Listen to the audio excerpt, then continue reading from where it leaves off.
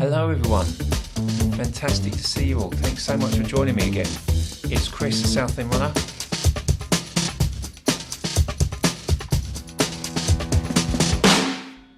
This video has been totally and utterly impossible to make because I go out and film quite a lot of me running around the block, but I just hadn't realised how long it would take to edit these videos. I did have intentions to record sessions each week, and then at the end of each week go through them and analyse how they went. I started off well, week 1. You can have a look at that, that's episode 4. But then life got busy. Every time I tried to edit these videos, I rolled into a new training week, so then I thought I'd include that week, and then it just got worse and worse. Hopefully, if we head into winter and there's a bit more time, I'll get round to doing these more frequently. So enjoy. This is my training vlog from weeks 2 to week 11. Can you believe that? We're into week 11 already. It's going to be Christmas and then into the new year. That 80k race is going to come around really fast. Welcome to my world. Thinking of changing the channel name to the Southend Walker. What do you think? Running channel with no running content. Brilliant, eh? Coming up to the end of week 2, training for the XNRG C2C 50-mile ultra. And I'm pretty pleased with myself so far, if I'm honest. Been very strict. Been going out and doing my half-an-hour walk and then 24 hours recovery. What I have been sneaking in, which I probably shouldn't have been doing, is I've been doing lots of strength and conditioning work. So I pinpointed the original problem to the TFL, or tension fasciae latae. It's a little muscle in your hip, and I think that was probably where the pain was coming from, but I don't think that was the actual problem. You see, when I've looked into stretches and strengthening and conditioning work for the TFL, I've actually opened a whole Pandora's box of other things. So now I've been doing lots of work on my hip flexor, my groin, my adductors, not abductors, and actually all that work has made my hip quite sore today. So just a gentle walk around the block. Not really great content, I'm afraid. That's why I've not been recording very much, but I'm well on my way to rehab. I've made massive progress in the last week or so, so I'm happy just to keep this going. I've got an extremely busy week next week with work, so I doubt I'm going to be able to put any long runs, so I might as well give myself another week off. Something that has happened is that I took the time off to let the hip recover, but actually my hamstrings are really benefited from the rest. My walking route takes me round past the end of Southend Airport, and by complete and utter coincidence I got round to the end of the runway just as this arrived. Oh yeah.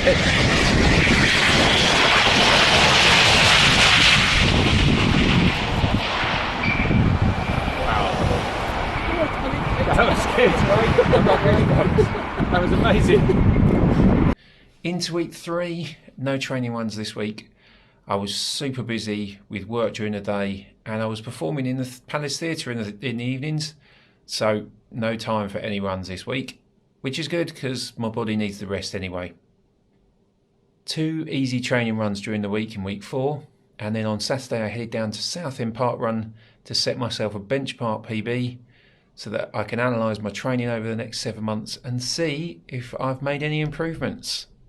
You can watch my PB attempt in episode 5. We are back. After my PB attempt on Saturday, my watch told me I needed to take 96 hours of recovery. That's 4 days. For those of you who can't do the maths fast enough. 4 days, so that's Sunday, Monday, Tuesday, Wednesday, and today is Wednesday. So I've been sitting around on my arse for 4 days, and now I'm back to do a nice 50-minute easy run, 7 minutes a kilometre. It is ridiculously hot today. It's an absolutely gorgeous summer morning.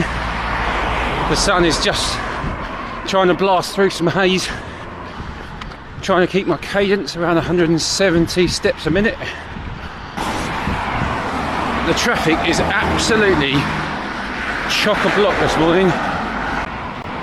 I wish you were here to smell the grass in the early morning sunshine. It's absolutely stunning. Look at this. It's got that summer smell of the grass drying out, which you can only get during the summertime. I absolutely love it. Up until now, I've been following Ben Park's 5k training plan, but on the advice of my physio, he said to me that training plan doesn't know anything about you, doesn't know your ability, doesn't know your physiology, and it just prescribes training sessions without evaluating any performance. It could be way too hard or way too easy. I've been wearing my 965 now for a couple of weeks, and it comes up with suggested workouts each day. There's a lot of debate on the Garmin forums whether the suggested workouts are any good, but the way I see it is that the watch knows a lot more about me than the training plan does. It knows how well I've slept, it knows my training volume, knows my acute load, my stress history, so it can evaluate and it can adapt the training plan based on my needs. So as far as I can tell, I'm kind of, over the next couple of weeks, I'm thinking I'll kind of follow what the watch says, but with half a mind on the training plan as well. At the moment, they're kind of similar. It's going to be really interesting to see what it suggests. 10 minutes left of this run, and I'm really feeling it in my left hip. Definitely something going on around my hip flexor, where my quad attaches into my pelvis. More work needed there, more strength, more conditioning, more stretches. Homeopathic, I've been told it's very big in the States.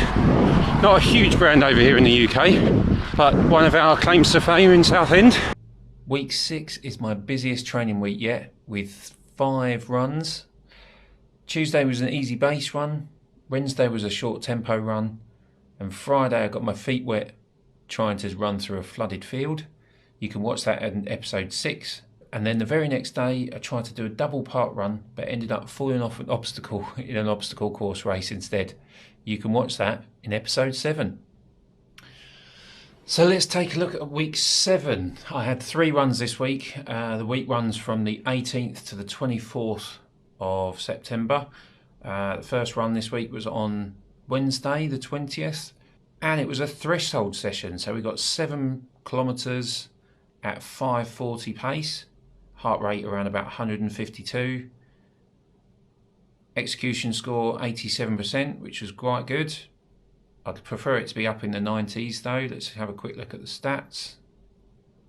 So you can see the session was a 10-minute warm-up, so low heart rate, then 15 minutes at a higher heart rate, 152 beats a minute, and then 10 minutes of a warm down. Good training effect in aerobic. Moving on to Thursday, just an easy base run, nothing spectacular, 6 kilometres, 41 minutes at 7 minutes a K, 94% execution, that's what we like to see. And then finally this week, Sunday the 24th of September, an hour and 15 minutes, easy run, 11.2K, heart rate 140, 6 minutes 37 average pace, 96%, that's really good. Heart rate, dead level graph there, that's perfect, that's exactly what I'm after. All aerobic, no anaerobic training effect at all in that run, and my cadence around about 160.